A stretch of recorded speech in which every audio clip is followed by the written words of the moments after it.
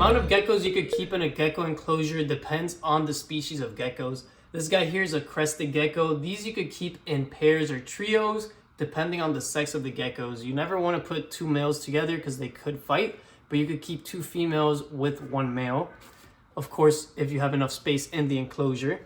Gargoyle geckos are similar to the crested geckos. I keep these in either pairs or trios with one male and one or two females. But again, you do not want a bunch of males because they will get territorial and they will fight.